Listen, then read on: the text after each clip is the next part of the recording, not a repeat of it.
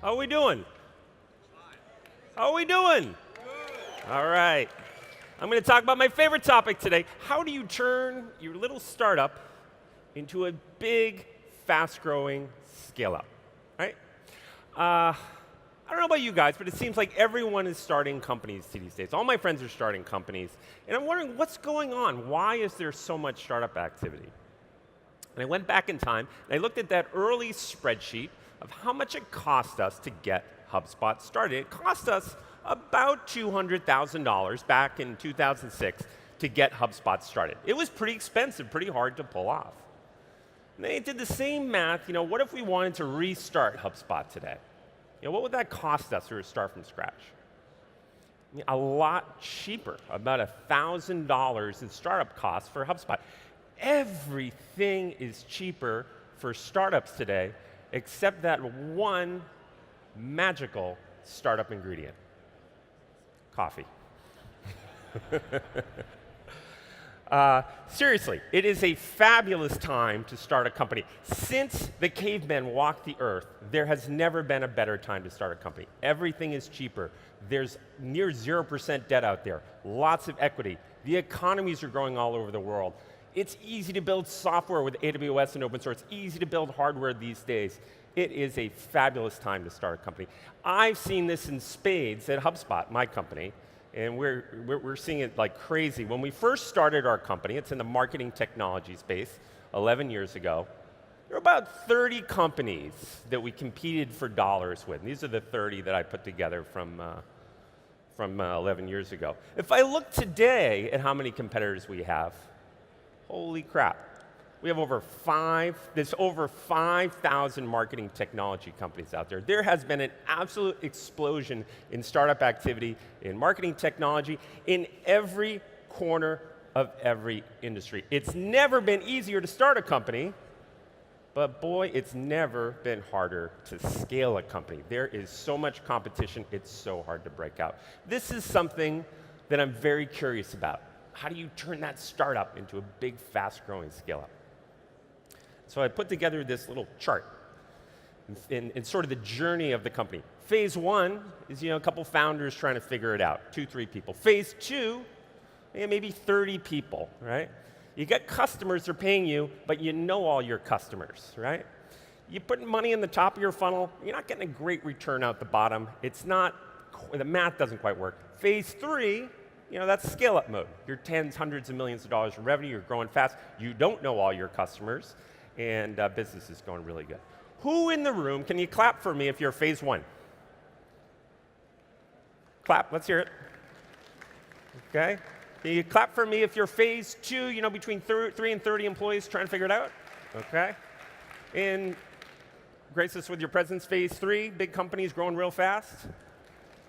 Okay, great. Hopefully there'll be something for all of you. Now, HubSpot, my company, we got stuck. We got stuck in phase two for about 6-7 years, and this was us stuck. There were about 17 of us in this picture 3 years in. We knew all of our customers. Our best reference was my co-founder's wife. We had a couple million in revenue, but the unit economics didn't quite work. Our cost to acquire a customer relative to the total lifetime value of that customer wasn't impressive. We hadn't figured it out, and it took us a long time to figure it out. And eventually we did, and that's what I want to talk about today, are the two things we learned to go from this little company to a bigger company. We have 2,000 people, $3 billion market cap, 37,000 customers, and there were two things we had to learn to go from startup to scale up. Two things that were great in startup mode, but we had to totally rethink in scale-up mode. How's that sound? Everybody interested in the two things? Okay? Okay, I got one clapper. The first is hiring. Okay, hiring in startup mode is very different than in scale-up mode, and we had to figure a whole new motion out for hiring. And to hire well, you have to figure culture out. And in the early days of HubSpot, we weren't interested in culture. It was a luxury we couldn't quite afford. We couldn't measure it. We poo-pooed it. We never brought it up. We discouraged discussion of it. And that was until we met this guy. His name's Colin Engel, and he runs the company that makes the Roomba, those robot vacuum cleaners. And 7 or 8 years ago, he had a scale up, He was doing very well. He's down the street from us in Boston, and I had a startup. And I would kind of describe my relationship with Colin in one word: man crush. A serious man crush on Colin. And so I joined a CEO forum that he belonged in. The CEOs, there were 10 CEOs, they met once a quarter, and they went deep on one topic. And I showed up for the first meeting, sat right next to my man crush, Colin, and the topic of the day was, of course, culture. And I was disappointed because I didn't know much about it, and I was sort of dismissive of the whole topic altogether. Colin could tell, he took me aside, and he said, you know, Brian, if you want to build a big company, you want to scale up, you got to hire lots of people. You want to hire lots of people, it's got to be a good place to work. If it's going to be a good place to work, you got to figure culture out. Okay, interesting. Went back to the office, talked to my co-founder, Dharmesh, and we did a little bit of research on it. We did a net promoter survey. We asked all 20 of our employees these two very simple questions. And the results really surprised us. Almost everyone liked our culture and wanted to talk about it.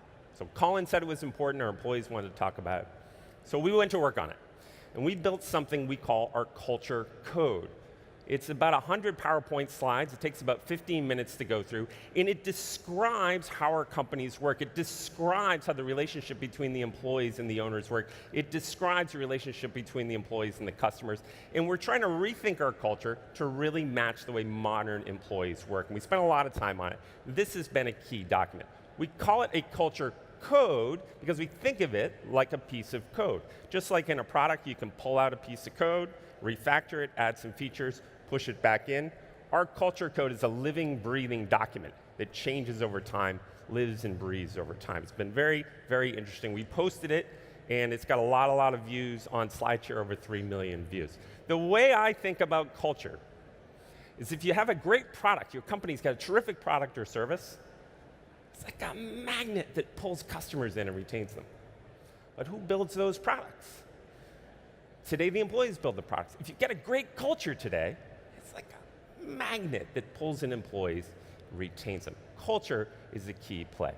Related to culture in recruiting, something people need to get right in today's day and age is mission. Your mission matters. If your mission today is to make another 3 cents a share on your stock price this year, if your mission is to grow by gouging the universe, gouging the planet, gouging your employees, or gouging your customers, that's not very motivating. The people you want to hire, the people I want to hire, they're far more missionary than mercenary, right? The special snowflakes we're all looking for are very much mission-driven these days. Simon Sinek's got a great quote on this. He said, if you're working hard on a mission you don't believe in, they call that stress. If you're working hard on a mission you believe in, that's called passion.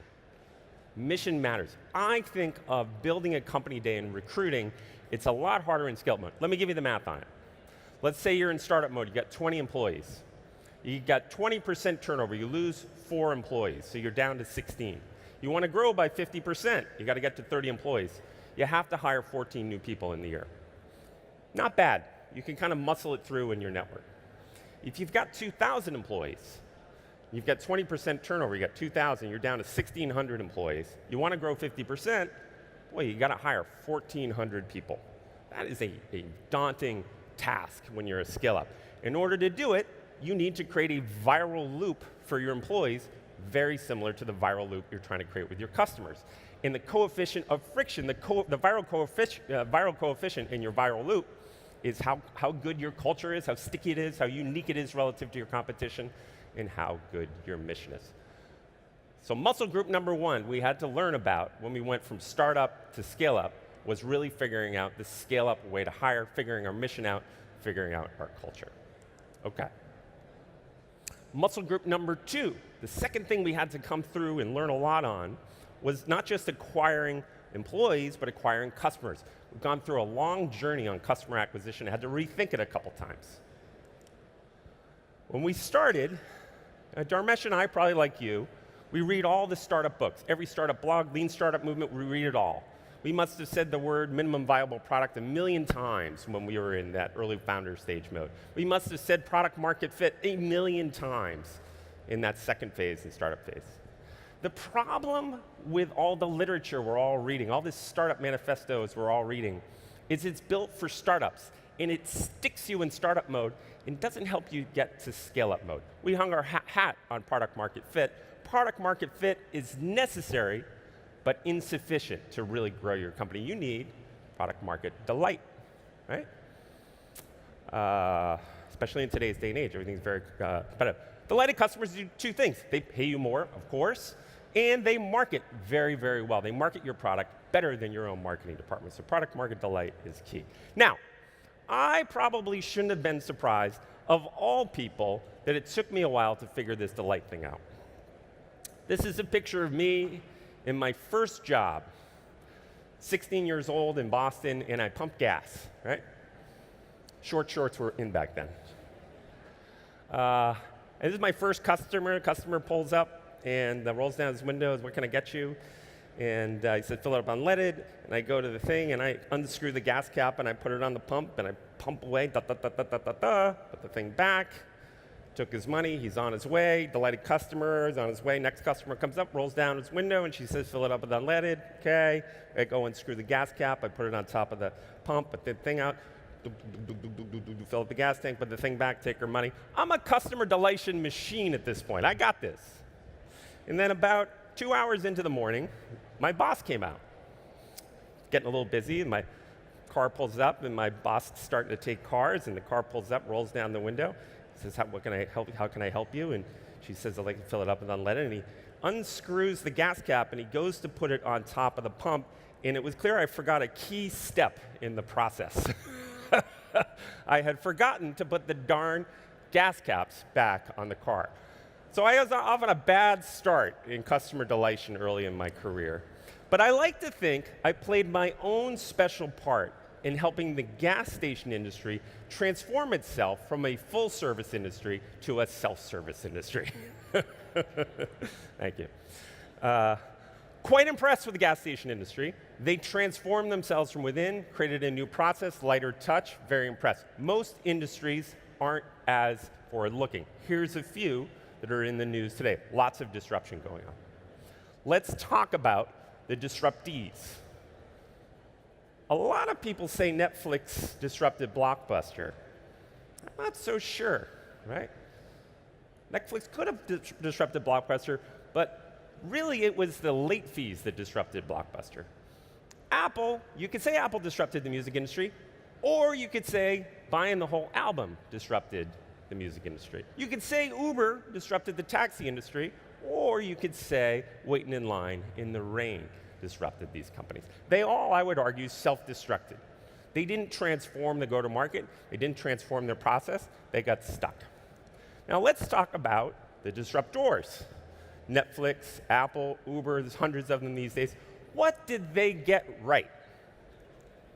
First, and this is the one that surprised me, products today, it's hard to create competitive advantage with a product. The barriers to entry are so low, competitors can come in and build software, hardware, things so quickly. The real competitive advantage today, the way companies win, it's more about how they sell than what they sell. How you market, sell, and service is more important in the business model than what product. All those companies basically sell the same thing. All of them have a much lighter, internet-enabled, end-to-end process, have pulled humans out of it, and all of them use word of mouth. The word of mouth is far more powerful than the marketing department. In startup mode, your marketing department is loud, right? That's the only source of information your prospective customers have. In scale-up mode, your marketing department's quiet relative to your customers who get very loud. So your customers, good or bad, are your marketing department. So we live this at HubSpot. We started HubSpot as a company that helps small, medium, startup businesses leverage the internet by creating content and pulling people in. This was the arbitrage opportunity that created inbound marketing in HubSpot. The new arbitrage opportunity is rethinking that end-to-end experience, creating a delightful model and creating a delightful funnel, or even better, creating a delightful viral loop where your customers in scale-up mode are your marketing partner. Those are the two things that really helped us at HubSpot go from startup to scale-up mode, really figuring out scale-up hiring and scale-up customer acquisition. Thank you all very much.